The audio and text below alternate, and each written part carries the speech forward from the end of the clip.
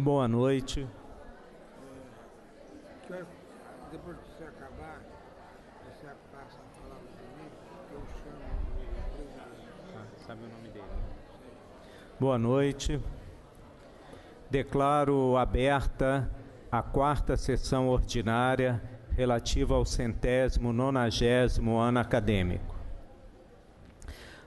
Passo a palavra ao nosso secretário-geral, acadêmico Ricardo Cruz, para a comunicação da Secretaria. Senhor presidente em exercício, acadêmico Antônio Egídio Nardi, senhoras acadêmicas, senhores acadêmicos, ilustres convidados ao corpo docente desse simpósio, senhoras e senhores, eu queria estender o convite a todos os presentes para a solenidade que acontecerá dentro de poucos minutos, às 19h30, quando haverá aqui a solenidade de outorga do título de honorário estrangeiro a Sir Michael Marmot, hoje às 19h30, e após essa cerimônia haverá um coquetel no Salão Nobre, para o qual todos estão convidados. Gostaria também de dizer que na próxima quinta-feira, é o dia 2 de agosto, haverá aqui um simpósio sobre a história da medicina, tema da maior relevância e para o qual também a Academia Nacional de Medicina convida todos vocês. Esses são os comunicados da Secretaria da Academia Nacional de Medicina, senhor presidente. Obrigado, acadêmico Ricardo Cruz.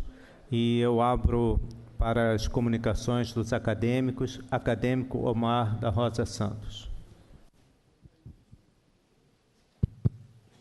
Senhor presidente, senhores acadêmicos, senhores convidados, tive a oportunidade de, nessa semana, junto com o acadêmico Orlando Marques Vieira, nós somos encarregados de representar a academia no Consórcio Brasileiro de Acreditação de Serviços de Saúde e Hospitais.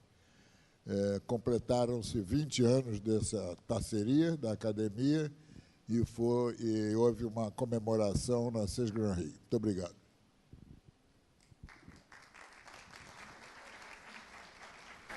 Obrigado, acadêmico Omar. A palavra continua aberta. Acadêmico Otávio Vaz.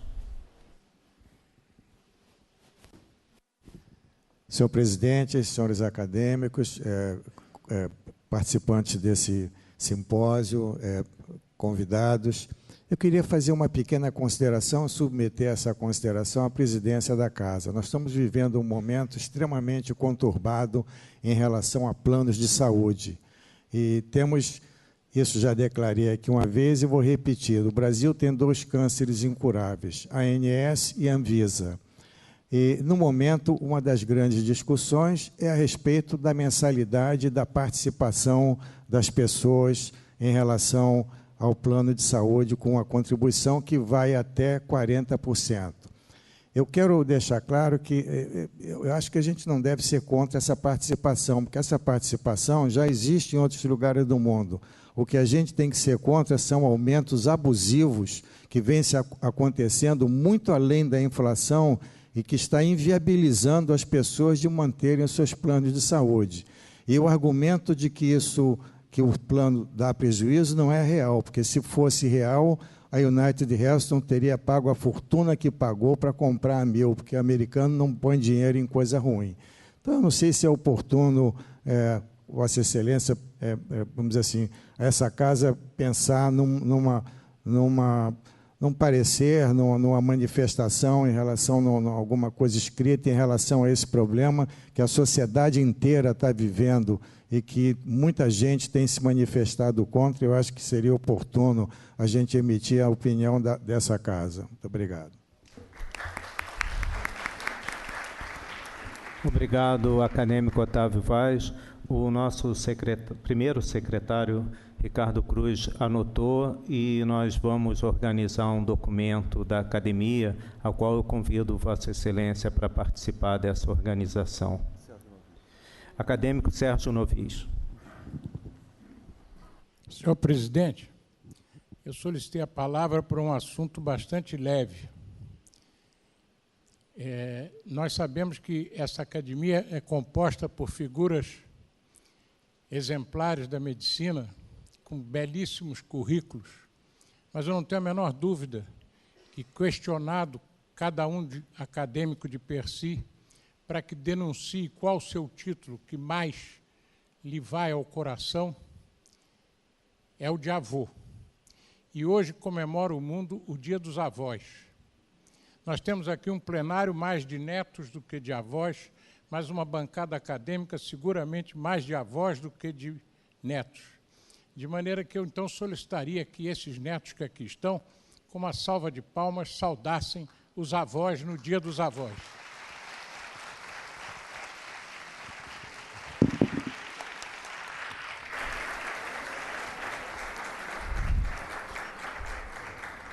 Obrigado, acadêmico Sérgio Novis. Mais algum acadêmico deseja fazer uso da palavra?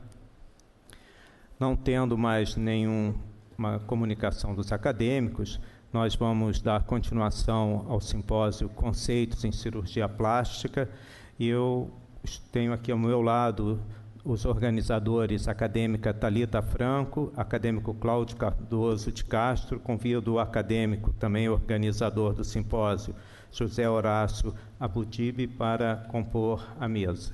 E vou passar a palavra ao acadêmico Cláudio Cardoso de Castro para conduzir os trabalhos dessa noite. Bem, muito obrigado aos colegas pela sua participação. Espero que tenham gostado. Nós vamos passar para término, iniciando a segunda parte e começando o término. Eu gostaria de acusar a presença no plenário do presidente da Sociedade Brasileira de Cirurgia Plástica Regional de Rio de Janeiro e gostaria de convidá-lo a compor a mesa. Professor André, por favor. E complementar que a semana que vem teremos lá no Índice, já a famosa, conhecida mundialmente, Jornada Carioca de Cirurgia Plástica, que já está com mais de 1.500 inscrições e teremos palestras e apresentações espetaculares. Obrigado, André. Convido agora o professor titular de Cirurgia Plástica da Universidade... Não. É o Pedro. Então, Pedro Dal, vocês conhecem, é o cirurgião plástico de maior clínica em São Paulo, amigo há muito tempo, e vai falar sobre plástica de face. Pedro, por favor. Obrigado. Eu queria agradecer imensamente o convite ao senhor presidente em exercício, Antônio Egídio Nardi, ao doutor Zé Horácio Abudibe, meu grande amigo, que eu posso chamar assim, ao Cláudio Cardoso de Castro, que eu me acostumei a gostar dele bastante, senhores acadêmicos, senhores convidados, senhoras e senhores, e juventude aí do outro lado, que é muito mais importante. Eu não sou avô, mas eu sou neto. Meu nome é Pedro Vital Neto, então eu estou um pouco me sentindo bem. Mas onde eu estou me sentindo melhor, realmente, é que eu nunca tinha vindo a esta casa. Isto aqui vai ser um fato inolvidável na minha vida, porque eu descobri que os Pedros foram as pessoas mais importantes desta casa. O número 1 fundou, e o número 2 foi uma das pessoas mais importantes que dirigiu a Academia Nacional de Medicina. Então, o Pedro está feliz e vou tentar passar uma mensagem. A mensagem mais importante, a gente sempre diz, quando eu falo em qualquer lugar, eu sempre me dirijo aos jovens. O que eu vou mostrar hoje? Uma coisa muito importante que eu gostaria que vocês gostassem. Todo mundo que está aqui tem algum parente ou algum irmão, primo, tia, avô, que fez cirurgia plástica. Então, qual é o problema da cirurgia plástica? Todo mundo gosta, ponto. Só que não fica bem para todo mundo. Esse que não fica bem para todo mundo é o desafio do cirurgião plástico, né? Porque eu falo assim, em cirurgia plástica não existe mais ou menos. Se não ficou bom, tem que ficar do ótimo. E vocês vão aprender isso aí, principalmente agora com o celular, internet, quer dizer, hoje não tem mais o seu fulano é professor desse, quantos seguidores ele tem. E essa coisa está mudando um pouco o relacionamento médico-paciente, que fica tudo mais difícil. Mas então lembre-se disso. O esforço tem que ser dedicado, tem que ser uma construção dia a dia, tijolo a tijolo. A gente fala assim que médico nunca fica rico, ele pode até viver bem, mas rico mesmo não vai ficar. Isso é para político, esse pessoal um pouco mais diferenciado, né? Então, vamos lá. O que eu faço hoje mais? Eu faço face. Então, eu fiz aqui uma brincadeira com o Cristo Redentor, que é o octogenário, como ele tivesse feito um facelift logo depois que eu cheguei, entendeu? Então, essa face mais alegre, tirando o que a gente chama do angry look, quer dizer, as pessoas envelhecem, elas vão ficando com cara de bravos. Então, isso aqui é a rotina da minha vida. É uma moça relativamente jovem, com 50 anos de idade, e essa é uma cirurgia que tem toda uma norma, como se fosse uma cirurgia de você mexer numa válvula cardíaca. Você vai ter tempos importantes aqui.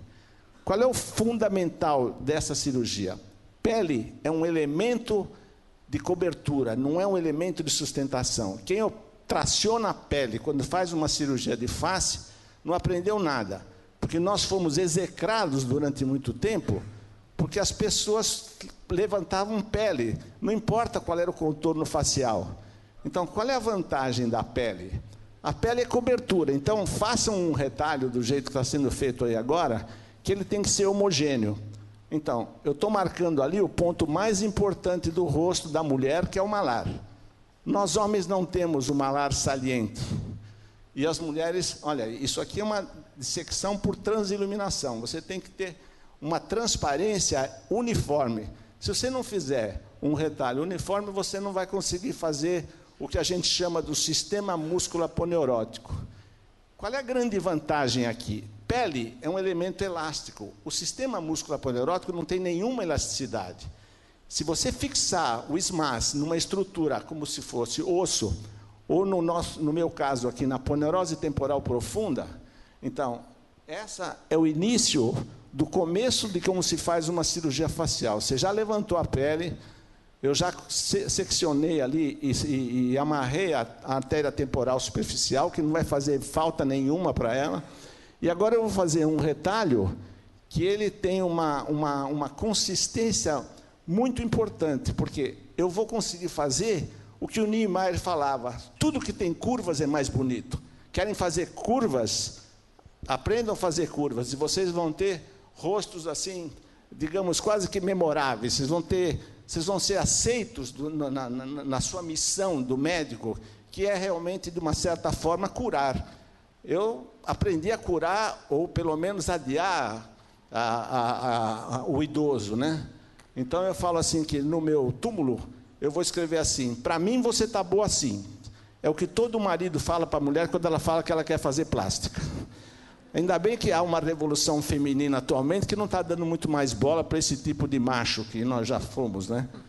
Então, aqui está a sutura do SMAS na aponeurose temporal profunda.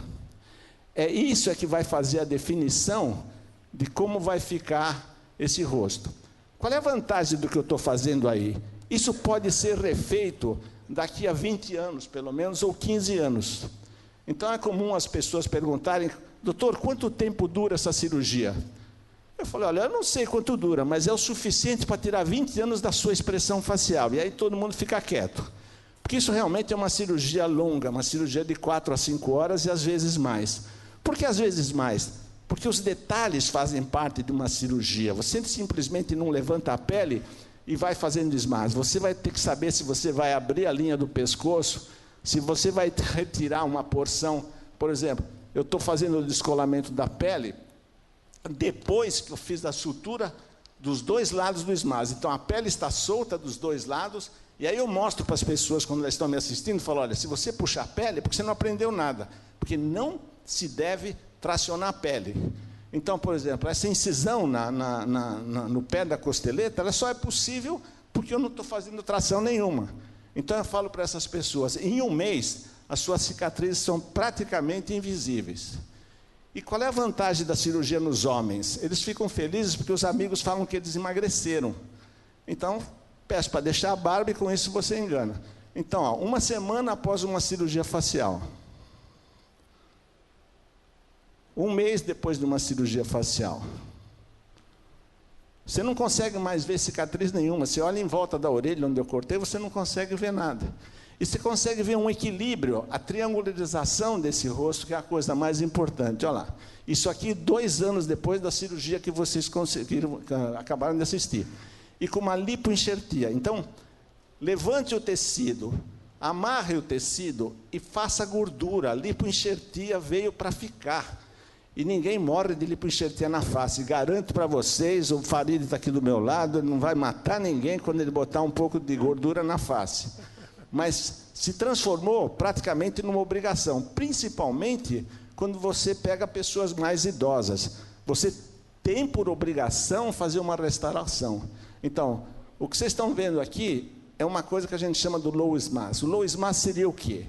Seria uma incisão um pouco mais baixa do que o high SMAS, mas você não tem a elevação da periórbita, que é o que eu vou mostrar também. E uma prótese de mento que dá para fazer o equilíbrio facial. Mas reparem sempre, há sempre uma melhora tremenda no pescoço, por exemplo. Eu não acredito muito em endoscopia da fronte, porque qualquer botox resolve, ou outras maneiras, até enxerto de gordura às vezes resolve. Mas você acaba tirando o angry look, que eu acho que é a coisa mais importante. Aqui é a técnica que eu faço todo dia. Isso aí você só consegue se você fizer SMAS. Você faz SMAS, você tira a bola de bichar, você vai abrir o pescoço, você vai tirar a parte anterior do músculo de gástrico. Quer dizer, você tem que fazer um trabalho que ela não vai ter nenhuma cicatriz, mas ela vai ter um rosto absolutamente diferente. Isso aqui é o ideal. Uma mulher com pescoço alto e que você faz o triângulo facial aparecer. Reparem a transição da linha do pescoço para a face. E é tudo muito natural. A pessoa não tem essa coisa de chegar e falar, nossa, o que aconteceu com você? Não. Você tem uma preservação importante da linha do supercílio até o couro cabeludo, que tem que ser... Essa distância não pode aumentar, que era o que se fazia quando se puxava a pele. Então, isso aqui é um SMAS secundário. Depois de 15 anos ela voltou, e nesse caso aqui teve exerese da bola de bichar também.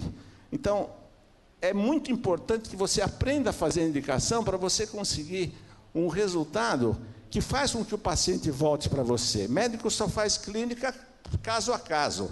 Não é mostrando na internet o que você sabe fazer. Isso realmente não existe. Essa é uma moça relativamente jovem, que você vê lá 1 semana depois de operada, mas ela tem os 3 sinais. Se você perceber ali, ela tem o sulco, o que a gente chama do bigode chinês, o sulco nasogeniano, e 1 semana depois de operada, você consegue fazer com que ela esteja absolutamente natural. 6 meses depois, reparem a costeleta, por exemplo, dessa pessoa, com 6 meses de operada, que é essa fotografia aqui desse meu lado aqui direito. Então, isso só é possível na hora que você aprende a operar. Essa coisa de fazer plicatura do SMAS, você está simplesmente... Por que eu gosto disso? Porque esse olho foi mudado sem que eu fiz uma blefaroplastia. Essa sensação de que a musculatura melhorou é o high SMAS que faz isso. Outro caso no qual você faz uma lipoinjeção em pálpebra superior. Tomem cuidado com a pálpebra, porque sempre que você põe gordura na pálpebra, ela fica. Em um ou outro caso pode resolver, mas nunca coloque um pouco demais em pálpebra, porque você...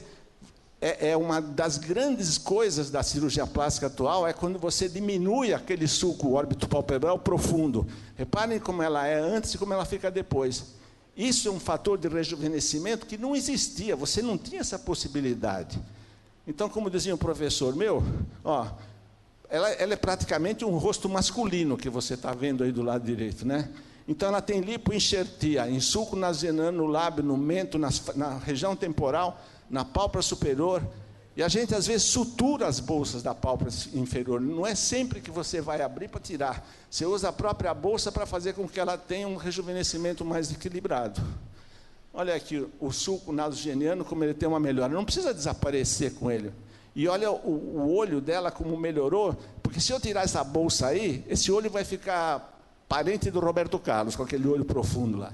É só você fazer mais ou menos... Isso aqui, essa grande cirurgia, 90% é a sutura das bolsas e a inclusão da prótese de mento, que você vai ver agora no perfil dela.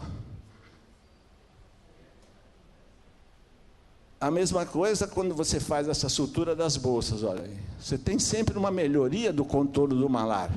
E a inclusão do procedimento, que na maior parte das vezes você faz um estudo mais cuidadoso disso aí para ver se vale a pena. Essa é uma história muito estranha, porque eu operei as duas netas, e para o casamento da neta eles deram de presente para a avó uma cirurgia facial. Então, lipoenxertia sempre, na região do malar, no mento, na pálpebra superior, sutura das bolsas das pálpebras inferiores e uma dermoabrasão na região do lábio superior. Então, ela tem 68 anos, você não precisa forçar a barra, simplesmente ela fica com uma face natural, que é o que você mais tem que fazer. Em casos assim, de extremamente, vamos dizer, um rosto triste, caído, você às vezes não consegue o resultado tão bom, porque ela tem um esqueleto facial que não te ajuda, né? Quer dizer, ela tem a definição do esqueleto facial não é tão boa, mas você consegue também que ela pelo menos tenha um rosto não tão cansado. A mesma coisa que você vê nessas pálpebras. Se você tirar a bolsa lá de baixo, você vai ter um resultado muito negativo. Você tem que aprender a fazer a sutura das bolsas na reborda da órbita. Isso aqui é o que está acontecendo. Essa moça tem 82 anos. Então, se eu não tivesse gordura, eu jamais conseguiria esse resultado que vocês estão vendo aqui. Porque ela não tem mais volume na face. Olha lá, ela tem uma lipoenxertia no sulco, nas linhas do marionete, ou seja, no bigode chinês, no malar, na fossa temporal, no ângulo da mandíbula, no lábio superior, na pálpebra superior. E ainda eu dobrei o SMAS. Em vez de tracionar o SMAS, você dobra ele como se você fizesse o lençol sobre a colcha na hora que você arruma a cama. Isso você consegue esse resultado harmônico. Essa pessoa não parece que ela fez uma cirurgia, não importa se ela tem 80, eu tenho um paciente de 90 anos e que está muito bem, obrigado. A mesma coisa aqui. Reparem nesse pescoço. Você tracionando pele, você não consegue fazer com que esse pescoço desapareça. Pelo menos nessa situação extrema olha o perfil. Costeleta no lugar, ela não tem cicatriz em volta da orelha, o pescoço está absolutamente natural, com uma transição do rosto para o pescoço, que é o que a gente tem que fazer. Reparem no que a gente chama do rejuvenescimento da periórbita. Esse é um olho jovem. Você tira 20, 30 anos, às vezes, quando você sabe fazer uma cirurgia, sempre prestando atenção nos detalhes. Isso aí é que faz um cirurgião. A mesma moça que mostrei lá, aqui foi operada, aqui em 2014, aqui em 2015, um ano depois. E tem uma aqui que ela... Ali o Edu me sacaneou na fotografia, mas está tudo bem. Em 2015, o perfil dela está ali, e depois, em 2016. Espera um pouco só. No começo? Então, acabou. Outra coisa, pessoas jovens que têm o que a gente chama da cara de querubim. Então, você tem uma maneira de tirar a bola de bichá pela boca. Os dentistas estão se aproveitando disso, porque virou um pega para capar, para falar o português exato. Todo mundo mete a mão em tudo, e nem sempre eles sabem exatamente o que estão fazendo. Mas você consegue tirar essa expressão do rosto arredondado, fazendo o que a gente quer do convexo côncavo. Outro caso, esse caso aqui é um caso que me impressiona muito. Por quê? Essa moça tem 42 anos e ela não fez cirurgia facial. Eu fiz lipoenxertia no sulco nasogeniano e na região do malar. Eu tirei a bola de bichá e fiz uma sutura das bolsas. Isso aí que eu falo sempre. Ó. Se você reparar nesse olhar dela da direita, isso é um olhar masculino, é um olhar sem projeção nenhuma da maçã do rosto. Você fazendo acontecer um pouco de gordura na região do malar e suturando as bolsas, você consegue dar para ela uma expressão muito natural. Obrigado.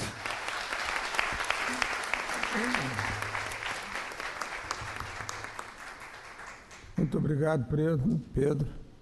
Agora, o professor titular da USP, Rolf Gemper, que vai nos falar sobre a reconstrução mamária.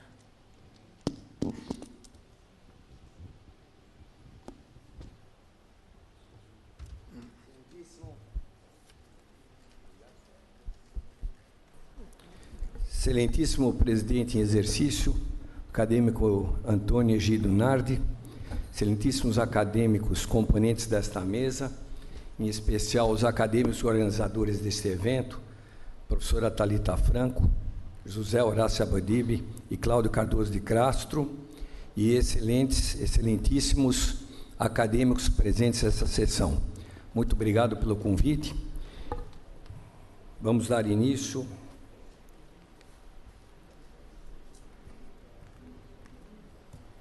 à nossa sessão.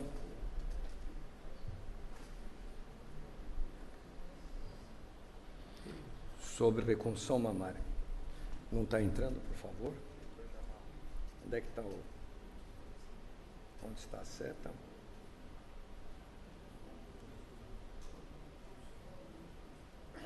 Você me ajuda a achar a seta?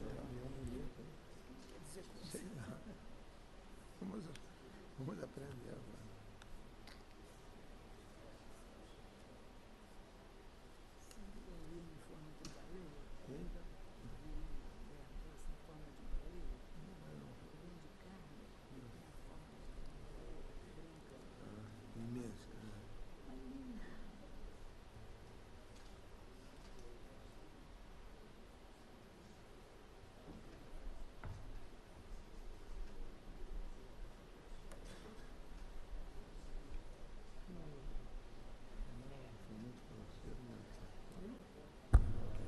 Muito bom.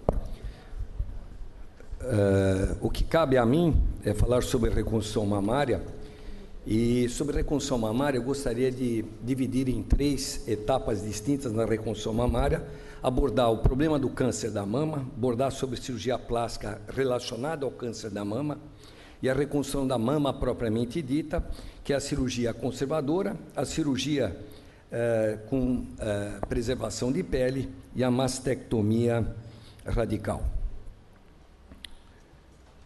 Bem, a prevalência no Brasil ela não é bem determinada porque os dados são imprecisos, mas nos Estados Unidos e também no Brasil tem um dado sobre o câncer de mama especificamente, que 20% das neoplasias na mulher são o câncer de mama.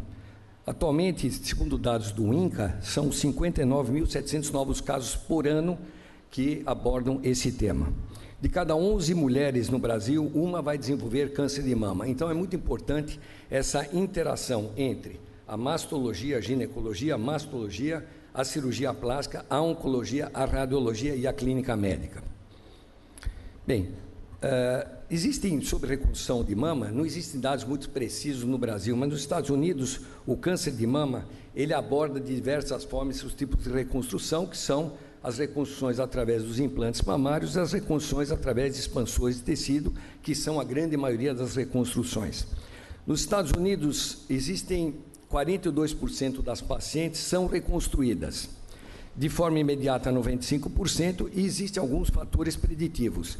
Em algumas regiões dos Estados Unidos, como Alasca, existe uma reconstrução, um índice de reconstrução menor do que centros especializados em câncer de mama, como o estado de Michigan, como está na figura, abordado na figura. Esses fatores preditivos, como os senhores podem ler à sua esquerda, existem diversos fatores preditivos que fazem com que, em algumas situações, as reconstruções sejam tardias e não imediatas. A preferência, obviamente, como os senhores poderão ver mais adiante, a reconstrução imediata ela tem uma prevalência, tem resultados melhores do que as reconstruções tardias. Dentro do histórico, como os senhores podem verificar, existe uma série de indivíduos que colaboraram para que isso fosse desenvolvido. A reconstrução com retalho, que dizia grande dorsal, hoje latíssimo do dorso, a sua denominação, os senhores podem verificar que existe toda uma evolução na reconstrução mamária. A reconstrução mamária hoje é um tópico extremamente complexo e diversos elementos contribuíram para que isso fosse desenvolvido, e o desenvolvimento dessa reconstrução mamária leva a um equilíbrio maior da mulher, uma interação dessa mulher dentro do seu meio social, e faz com que a qualidade de vida seja constantemente melhorada. Os dados de 2015 que nós temos no ICESP, o ICESP é um Instituto de Câncer no Estado de São Paulo, e 30% de nossa produção, isso é, do nosso atendimento ao público, ele advém dos exercícios da nossa profissão dentro do Instituto do Câncer. Para que os senhores possam entender, nós temos o Hospital das Clínicas do Estado de São Paulo, da Faculdade de Medicina da Universidade de São Paulo, tem diversos institutos. Nós trabalhamos hoje nesses diversos institutos, são 8 institutos, e 30% do nosso atendimento é realizado dentro do Instituto do Câncer, onde nós temos 12 assistentes. Nós realizamos, no total da cirurgia plástica do nosso centro, em torno de 4.000 a 5.500 cirurgias ano de alta complexidade. Vocês podem verificar que hoje completam 10 anos de existência desse instituto, desse Hospital do Câncer, e existe dentro do nosso Instituto do Câncer elementos que realizam trabalhos, projetos de pesquisa, iniciação científica, alunos de pós-graduação e assim por diante. Bem, então, da reconstrução de mama, nós temos a cirurgia conservadora da mama, então a sectorectomia mais a pesquisa do linfonodo sentinela mais a radioterapia, a ressecção ampliada mais linfonodo sentinela mais radioterapia e quadrantectomia mais linfonodo mais radioterapia, em casos de tumores T1 e T2, até 3 centímetros de diâmetro, e unifocais. De outra maneira, a mastectomia, que seria o outro grupo que nós atendemos, que são as mastectomias pela técnica de Patten mais esvaziamento de axila, mastectomia pela técnica de Madden, as mastectomias com preservação de pele, isso em tumores T3 e T4, maiores do que 3 centímetros e multifocais. Dentro da cirurgia conservadora da mama, então, as ressecções são segmentares, pesquisa do linfonodo sentinela e a radioterapia adjuvante. Existe uma série de trabalhos que nós realizamos dentro desse Instituto do Câncer, a nossa colaboração pessoal, como vocês podem verificar, trabalhos de prospectivos, retrospectivos e análise crítica dos resultados que nós temos. Dentro da cirurgia conservadora da mama, sempre fica aquele questionamento se o resultado oncológico é melhor ou pior do que nas mastectomias. Como nós podemos verificar em grandes centros e grandes séries de estudos, ela é muito, comparativamente com a cirurgia mais radical, ela tem um resultado oncológico não significativo em termos de piora no resultado oncológico. Nós temos o DataSUS, então a maior prevalência é de mastectomias em relação a cirurgias conservadoras. Isso decorre do fato de que o diagnóstico desse câncer de mama é realizado de uma maneira mais tardia e as cirurgias são mais amplas, porque pelo fato de serem mais tardias, o tumor já é mais avançado. A menor prevalência também no nosso instituto, que é o ICESP, em que fizemos um estudo de 350 mastectomias, 235 eram quadrantectomias, e os diagnósticos eram tardios, de T3 e T4, da mesma forma, as reconstruções são mais extensas devido a ressecções mais extensas. Então, dentro da cirurgia conservadora da mama, os senhores têm um exemplo, sem reconstrução, paciente de quadrantectomia, de 37 anos, sem reconstrução, o resultado à direita, e pacientes com reconstrução, o pré-operatório e o pós-operatório. Vocês podem verificar que dentro da cirurgia conservadora da mama, nós temos um resultado muito satisfatório quando nós reconstruímos de maneira individualizada e de imediato. Existe, dentro da cirurgia conservadora da mama, existiam várias classificações, inclusive tem uma classificação de um mestrado nosso, de companheiros nossos, Ramos e Carramaski, de 1999, que não especificavam muito bem as técnicas e a ausência de consenso nessas classificações. Nós realizamos uma classificação que fazia uma relação entre o volume mamário remanescente e o volume da ressecção. Então, o que isso abordaria?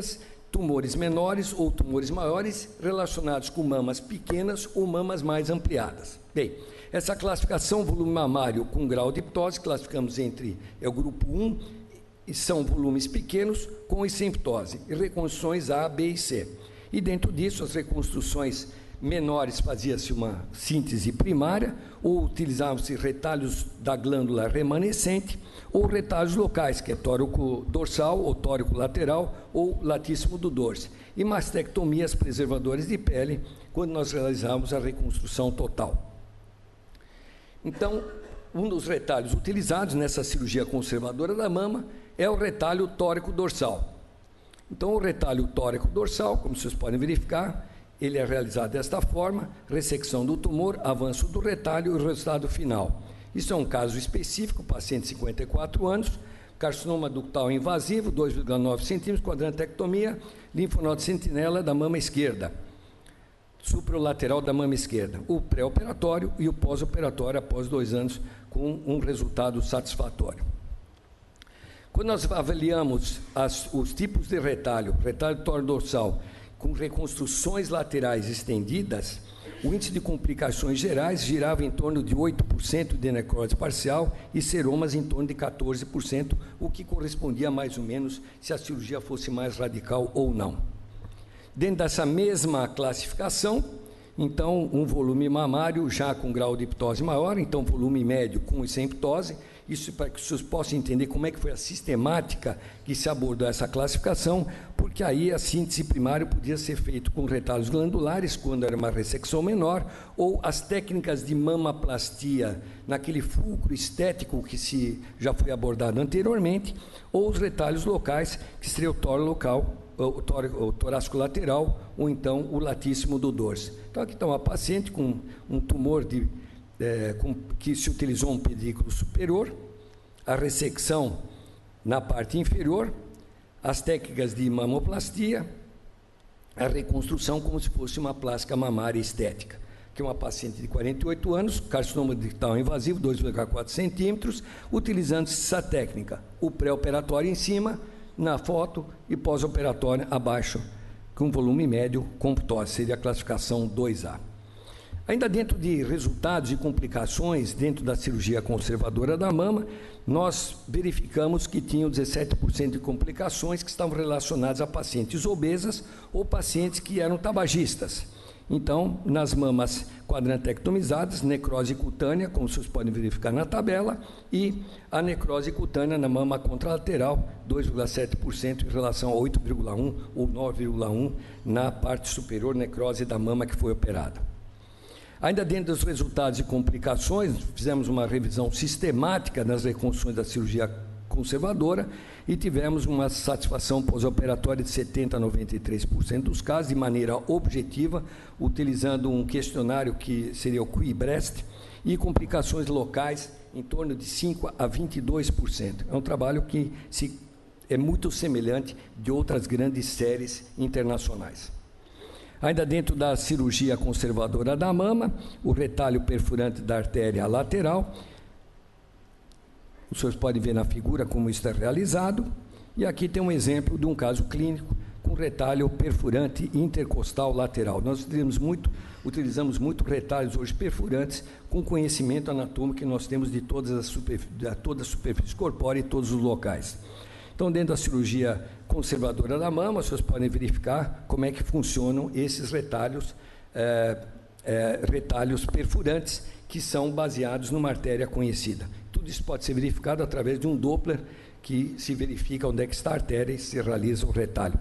Aqui, então, são vários tipos de retalhos perfurantes, eles podem rodar sobre si mesmo, o eixo de rotação é a própria artéria e a veia nutrientes deste retalho.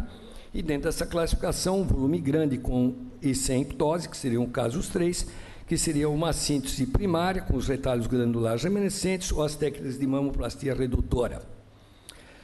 Ainda dentro disso, dentro da redução mamária bilateral, então, dentro dessa denominação de cirurgia oncoplástica, vocês podem verificar que o que se retira de material, o volume é muito maior, podemos ter uma margem livre muito mais importante ou muito mais segura, portanto, esse tipo de técnica é muito utilizada. Então, aqui é um caso em que foi realizado esse tipo de técnica, ressecção do tumor, pedículo inferior do complexo areopapilar, a reconstrução, e aqui nós temos, então, um caso clínico de uma paciente de 44 anos que foi submetida a esse tipo de procedimento que nós denominamos de mamoplastia redutora.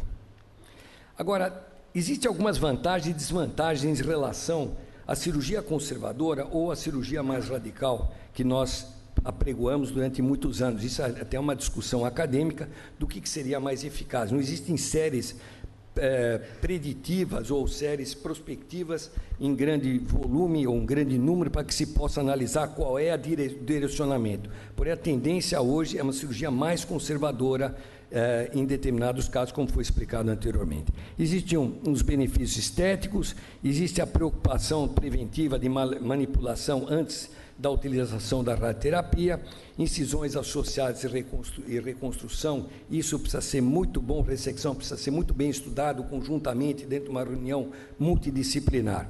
E os questionamentos seriam uma evolução pós-operatória, uma interferência no curto prazo com a adjuvância terapêutica e a interferência no longo prazo, seria a recidiva local ou então o desenvolvimento de metástases. Então, vários estudos foram sendo desenvolvidos e nós verificamos, então, relacionados à extensão da cirurgia, as técnicas e a época que foi realizada, e nós, então, verificamos que as complicações numa reconstrução imediata giravam em torno de 26%, enquanto que as tardias giravam em torno de 42%.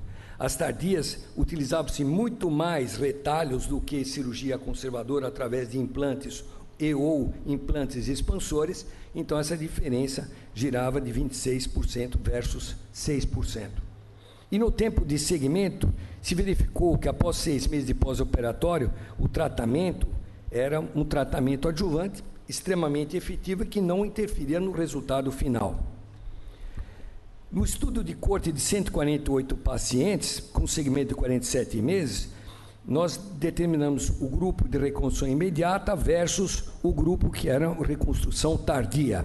E dentro disso, vocês podem verificar que o índice de complicações que está à sua esquerda é muito menor quando se faz uma reconstrução de maneira imediata do que uma reconstrução sob efeito tardio. Ainda dentro do estudo de corte, esse estudo, as complicações e revisões eram muito maiores, as reconstruções, as revisões eram muito maiores ou muito mais complexas quando se realizava uma reconstrução tardia do que quando se utilizava a reconstrução imediata. Ainda interferência no longo prazo das recidivas, então até 2000 nós não tínhamos uma série clínica retrospectiva grande, aliás eram retrospectivas e o nível de evidência era do nível 3, enquanto que a partir de 2010, com a revisão sistemática e meta-análise, isso é nível de evidência 1, nós verificamos que havia apenas nesta técnica específica o grau de recidiva, só 5 casos recidivas, que correspondia a 3%, e 19 casos que houve desenvolvimento de metástases, que correspondia a 13%. Dentro ainda dessa segurança oncológica, a técnica é muito semelhante quando nós fazemos a cirurgia conservadora da mama, semelhante ou melhor do que a quadrantectomia em tumores T1 e T2. Isso já está muito especificado, está muito enraizado, não existe muita discussão acadêmica, nem a nível nacional, nem internacional, a respeito disso. Dentro do outro grupo que nós temos, o grande grupo, que seria a cirurgia preservadora da pele, então o acesso cirúrgico ele é individualizado, existe preservação da pele parcial ou total, e existe a pesquisa do linfonodo sentinela. Existe uma série de trabalhos que nós pudemos participar e acrescentando a contribuição ao conhecimento desse tipo de cirurgia, que seria a preservadora de pele. E aí nós verificamos dentro desse gráfico que as mastectomias eram mais indicadas do que as cirurgias preservadoras de pele. Isso decorre do quê? Decorre que isso mudou e a preservadora de pele, ela entrou dentro do nosso rol de atendimento e de tratamento, porque os diagnósticos eram mais precisos, mais precoces, pacientes jovens com tratamento mais amplos, e nós fazíamos uma cirurgia redutora de risco. Então, tumores menor do que 5 centímetros, estadio 1 e 2, in situ, multifocais, margens cutâneas livres, alto risco para câncer, história familiar, a mutação do BRCA1, BRCA2. Esses benefícios, então, eram otimização de uma reconstrução, menor extensão de cicatrizes e exclusão da radioterapia adjuvante em pacientes que eram anteriormente candidatos à quadrantectomia. As complicações nesse tipo de cirurgia preservadora de pele, a necrose de pele, naquilo que o americano denomina como skin sparing mastectomy, eram de 0 a 28%. E aquelas que eram preservadoras do complexo areopapilar, que seriam as nipple sparing mastectomies, quando eram total 0 a 7% e parciais de 0 a 20%. Então, dentro disso aí, nós utilizamos o retalho latíssimo do dorso com implantes associados nesse tipo de reconstrução. Vocês podem verificar a técnica utilizada. Isso é uma paciente, então, de 48 anos, com um extenso tumor de 6,1 centímetros, pré-operatório e pós-operatório, utilizando o retalho latíssimo do dorso associado a um implante mamário de silicone gel. Utilizando essa técnica, existia um rol de complicações. Então, a complicação mais frequente é a necrose de pele, em 6,25% dos casos, uma mobilização, que seria a válvula do expansor de pele, em 6,25% dos casos, seroma, em 12,5% dos casos. Então, é uma cirurgia preservadora de pele de uma paciente com mastectomia bilateral. Do seu lado direito da paciente, o lado direito da paciente, skin sparing mastectomy, preservadora de pele, e do lado esquerdo, preservadora do complexo areopapilar, pré-operatório e pós-operatório. Obviamente, necessidade de outras reconstruções ou cirurgias complementares que foram realizadas, como, por exemplo, o enxerto de pele, que já foi citado anteriormente. Analisando os fatores de risco, então, nos pacientes sem fatores de risco, isto é, pacientes que não têm aumento de sua massa corpórea, índice de massa corpórea, ou hipertensão arterial sistêmica sem fatores de risco, 6%.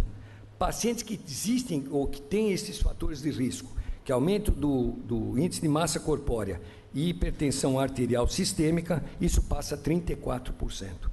Então, como já dizia Maquiavel, dentro de uma filosofia, dentro do livro O Príncipe, de 1513, ele fez uma coisa muito semelhante.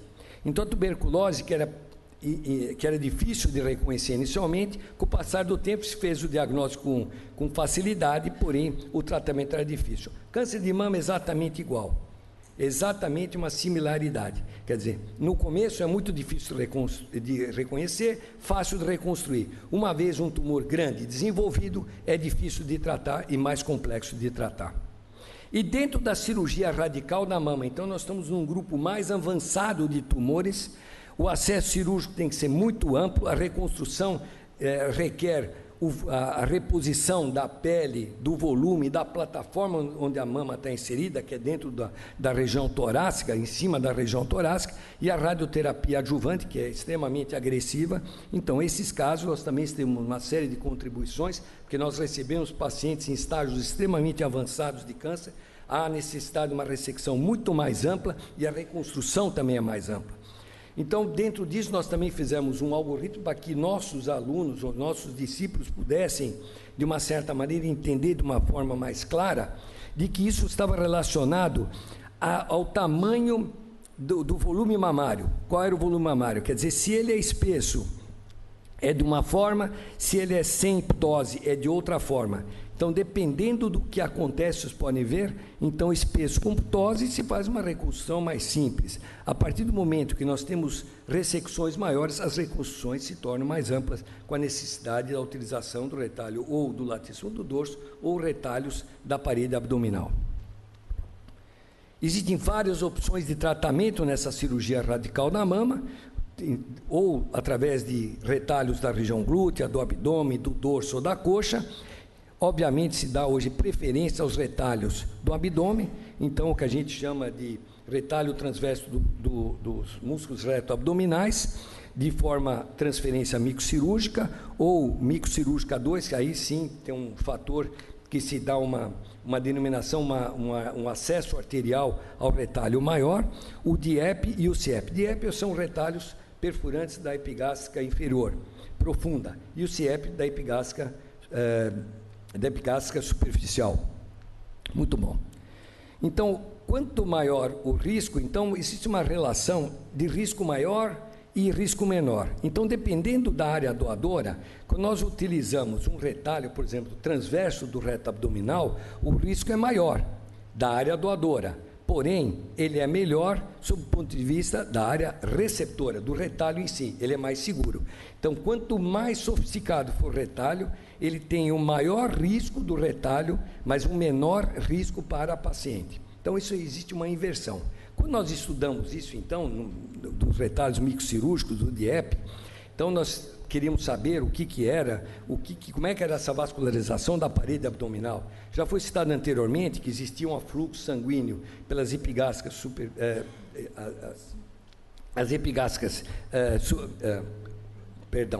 existe um afluxo sanguíneo pelas... bom, fugiu agora o nome, desculpe. Enfim, o afluxo sanguíneo superior e o afluxo sanguíneo inferior. Existem duas fileiras no músculo reto abdominal. As mais internas, que são mais longitudinais, e existe uma fileira externa ao músculo reto abdominal, que são mais oblíquas. Então, nós fizemos um estudo anatômico e nós vimos que esses trajetos dessas perfurantes laterais e as perfurantes mediais eram completamente diferentes. Então, os oblíquos são maiores na parte medial e os retilíneos são mais intensos ou maiores na parte lateral. Aqui tem um desenho sobre esse retalho que nós utilizamos, é um retalho microcirúrgico da epigástrica profunda inferior. Vocês podem verificar como é que é feito. Isso é um caso clínico que nós utilizamos esse tipo de retalho, o pré-operatório e o pós-operatório após 1 ano. Nós estudamos essas perfurantes, inclusive, porque o acesso para que a gente tenha não só o retalho, mas os vasos receptores na região torácica, os perfurantes intercostais, que são os vasos receptores daquele retalho de EP que se estava retirando.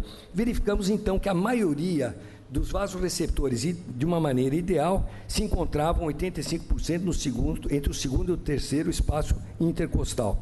Isso foi um estudo extremamente longo que nós fizemos, e nós pudemos, inclusive, dentro da cirurgia radical da mama, essas perfurantes intercostais, fizemos um estudo que era plausível, numa revisão sistemática a partir de 2007, que fez com que nossos trabalhos fossem inseridos de uma maneira dentro do cenário internacional. Bem, a reconstrução imediata é uma técnica extremamente segura, existe a necessidade do conhecimento anatômico extremamente aprofundado, existe também o treinamento microcirúrgico para que se possa realizar a conexão entre os vasos doadores e os vasos receptores torácicos, mas isso é uma cirurgia extremamente segura e que nós utilizamos em vários casos na cirurgia radical da mama. O retalho latíssimo do dorso também é utilizado de uma forma mais ampla em reconstruções, em exereses maiores, não só da mama propriamente dita, mas também da partes da caixa torácica, costelas, inclusive com exposição do pulmão. Então, esses casos, nós temos uma série de casos que foram mapeados com cirurgias mais extensas, mais radicais, e que nós pudemos também atender dentro dos casos mais simples até os casos mais complexos, como os senhores puderam verificar. Quais são as perspectivas disso tudo? Primeiro, existe a necessidade do entendimento multidisciplinar. Não adianta existir um isolamento desses grupos que tratam do câncer da mama. O câncer da mama é o câncer que mais incide na mulher, tem que ser tratado de uma forma multidisciplinar, os estudos tem que ser extremamente rigoroso, o atendimento tem que ser complexo, tem que ser feito preventivamente, baseado em discussões antes da realização da cirurgia, e eu acho que nós conseguimos, de uma certa maneira, dar uma qualidade de vida melhor a essas pacientes, inseri-las de novo dentro do contexto familiar e dentro do contexto social. Muito obrigado.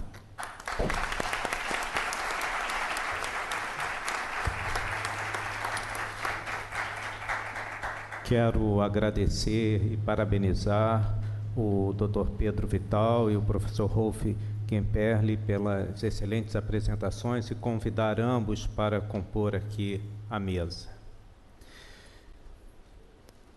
Está aberto para a bancada acadêmica, para comentários, perguntas.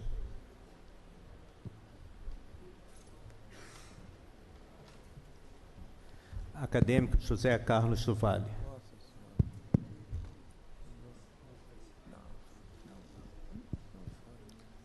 Senhor presidente, novamente ilustres membros da mesa, confrades e convidados.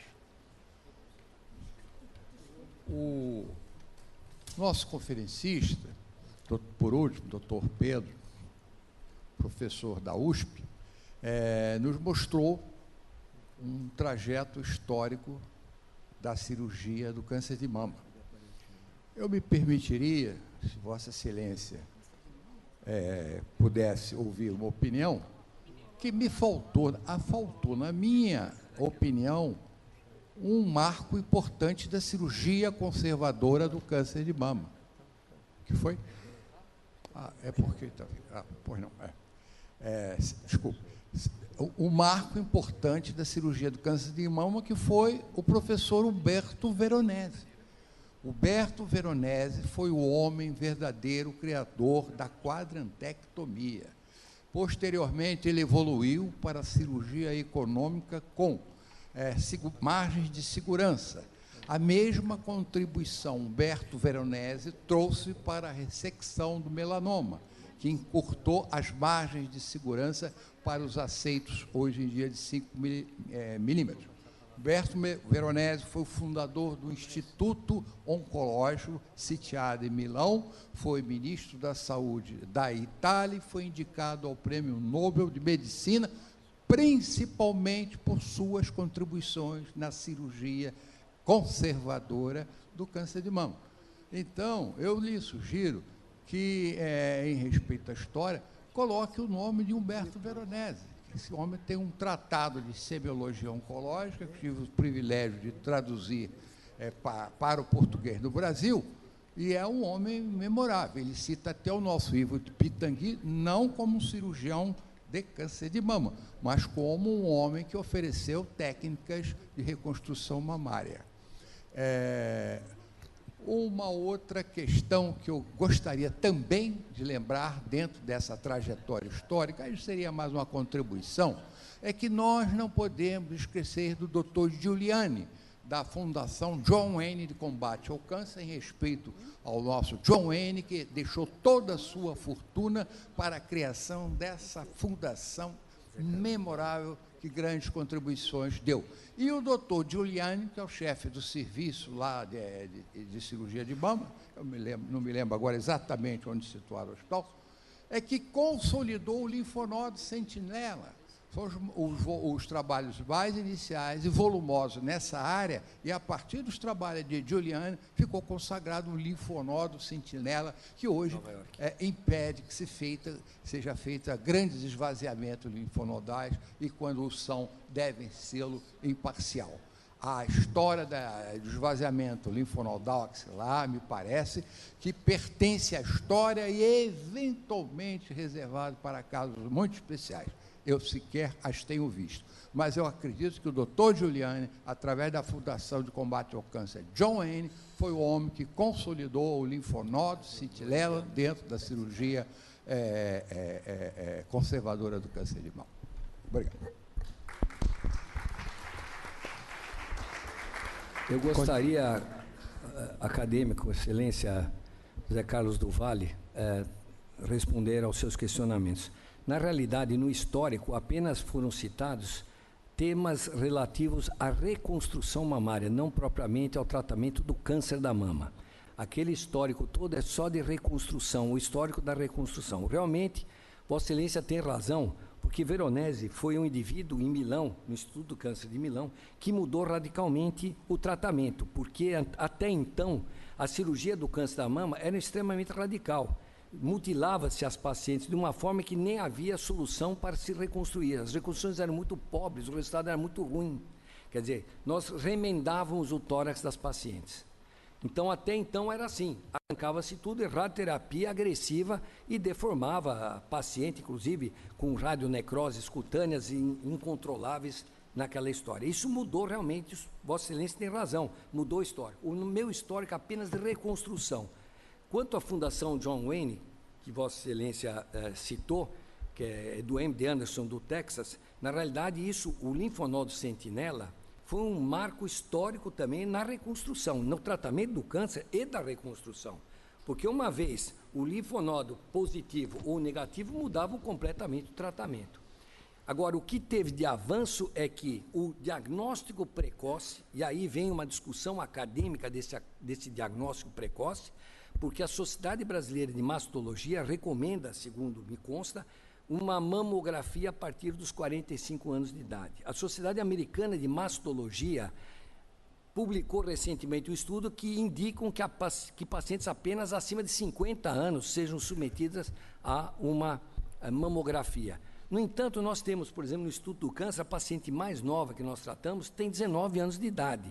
E não infrequentemente nós temos pacientes em nosso consultório privado, pacientes que vão introduzir implantes mamários para o aumento do volume mamário e que, de repente, pegamos não só na ultrassonografia, mas ao pedir uma mamografia, nós descobrimos um carcinoma in situ. Então, existe a necessidade de uma ressecção ampla, que são pacientes jovens, com uma vida pela frente, ressecamos tudo e fazemos uma reconstrução com implante mamário. Da mesma forma, porém, no posicionamento abaixo do músculo. Aí há uma outra discussão, se põe em cima com gordura ou não. Enfim, mudou-se muito o tema reconstrução mamária, mudou-se muito o tema de como se trata o câncer da mama hoje no mundo e principalmente no Brasil, está bem avançado esse tipo de tratamento. Muito obrigado.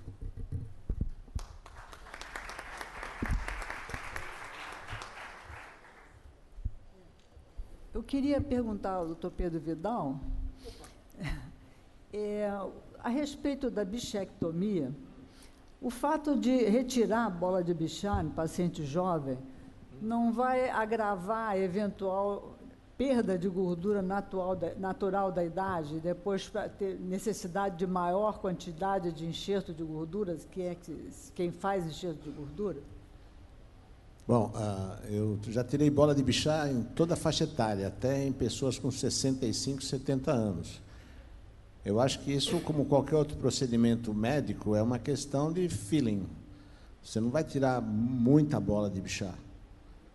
Mas eu acho que, em certos casos, o resultado... Por exemplo, há uma febre agora, você pega essa... Eu operei 2 ou 3 blogueiras e elas propagam isso, então é comum que você veja gente chegar lá com um rosto assim muito triangular, com aquela convexidade, a concavidade que você quer, pedindo bola de Bichat.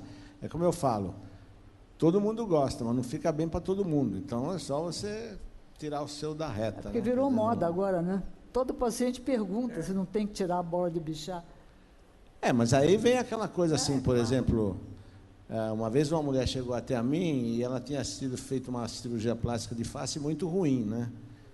E no entusiasmo dela, quando eu comecei a explicar a técnica, ela falou para mim, o senhor vai me deixar bonita? Eu falei para ela, eu aprendi a fazer gente jovem, gente bonita eu não aprendi ainda, entendeu? Então, cabe a você, quer dizer, você fica na berlinda, digamos assim, né? Há 2 dias atrás, chegou uma mulher no meu consultório com um rosto que fofão perde longe. Um cirurgião plástico, um cara que é conhecido em São Paulo, que manda carta para os médicos para internarem lá na clínica dele, para fazer lentes, mas ele injetou 1 quilo de PMMA, provavelmente.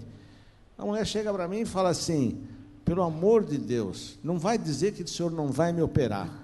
Eu falo assim, pelo amor de Deus, eu não sei o que eu vou fazer. Então, ela está infiltrada com corticoide, que é analógico.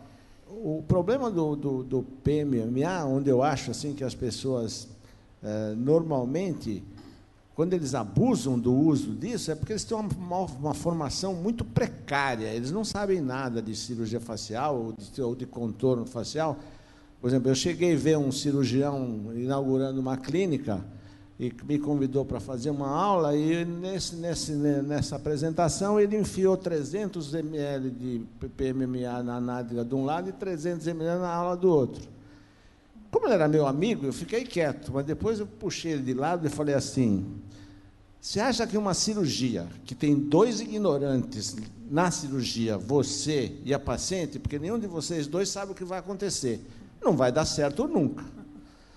Então, quem mexe com PMMA, e tem a fulana que falava que comprou a Mercedes dele com PMMA, não sei mais o que PMMA, eu acho que o PMMA é uma das coisas que tem que ser revisto, porque até o que a sociedade recomenda que você use em pequenas doses, aí vem esses caras com não sei quantos mil seguidores, mas eu acho assim que talvez a mente da pessoa que vai... Qual é o grande problema da cirurgia plástica? As pessoas querem fugir da cirurgia de maneira geral. Então, qualquer coisa que você apresenta como alternativa, em princípio, vai fazer sucesso.